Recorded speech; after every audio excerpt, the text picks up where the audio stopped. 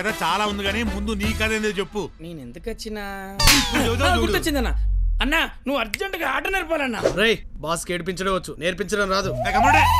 నాకు ఆడే మూడు లేదు. గమనండి అన్నా, నేను చెప్పేది అంటే నీకు మూడు కాదన్నా, దాని తల్లి 4 కూడా వస్తుందన్నా. అంత మంచి కదా, అంత బాగుంటుందా? అరే శాంతి, ఆడి సంగతి నువ్వు చూడు, ఈ కథ నేనంట. అన్నా మా శేషాద్రి గారి కూతురు యుఎస్ నుంచి వచ్చిందన్న.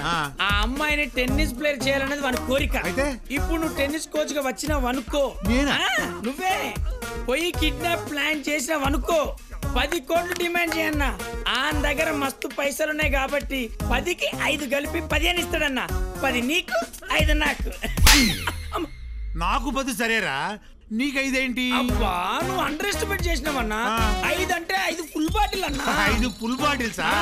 అలా క్లియర్ గా చెప్పు. ఓకేరా, ఆడతాం, నేర్పించేద్దాం. రేయ్ బాసు, నువ్వు అర్జెంట్ గా వెళ్ళి ఇప్పుడు ఏంటి స్టంపులు, 3 స్టంపులు, ఒక బాలు, బ్యాటు పట్ట. దాని క్రికెట్ అంటారే. అవునా? టెన్నిస్ అంటే? అబ్బా రాత్రి పూట తుప్పుకు తుప్పుకు అని బ్యాట్ అందుకొని దోమలం కొడతాం కదా, కొడతాం. ఆ గట్లనే గదే బ్యాట్ అందుకొని బాల్ తీసుకొని తప్పుకు తప్పుకొని కొడితే టెన్నిస్. అంతేరా? అంతే. అరే బాస్ వెళ్ళి ఆ తప్పుకు తప్పుకు బ్యాట్ పెట్టరా. అలాగే వెళ్ళిపో, అంతే.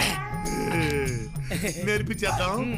10-15 కోట్లు లాగేద్దాం.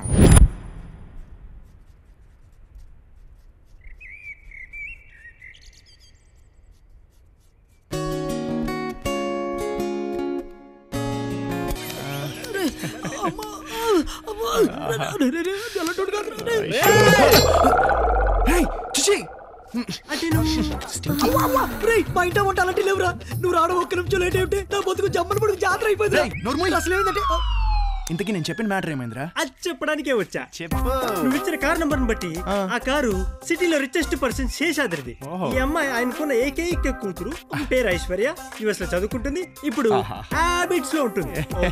లవ్ యు రా. రేయ్ ఆడి ఫ్రెండ్ కి పోరికి తేడా తెలియకుండా నలిపెత్తుంటే మళ్ళీ బయట చెప్తాంట్రా. ఇంకేం చేయమనరా, ఇంకేం చేయమని. అది కాదురా, తప్పుకోమ్మా. అబ్బా ఈ అమ్మాయిని మనోడు మైండ్ లో బాగా ఫిక్స్ అయిపోయినట్టున్నాడు. అందుకే ఇంత అందంగా గీసాడు. పొగుడుతున్నావా? అయ్యా థ్యాంక్ యూ రా. ఒరే మనకి లవ్లు గివ్లు వద్దురా. రే నాకు ఐశ్వర్యాన్ని మళ్ళీ చూడాలనిపిస్తుందిరా. నాకు ఆ మేడ పైన దూకెళ్ళుందిరా. నన్ను ఎవరు ఆపకండి. ఎవరు రాకుండా నేను చూసుకుంటాను, నువ్వు దూకాయి.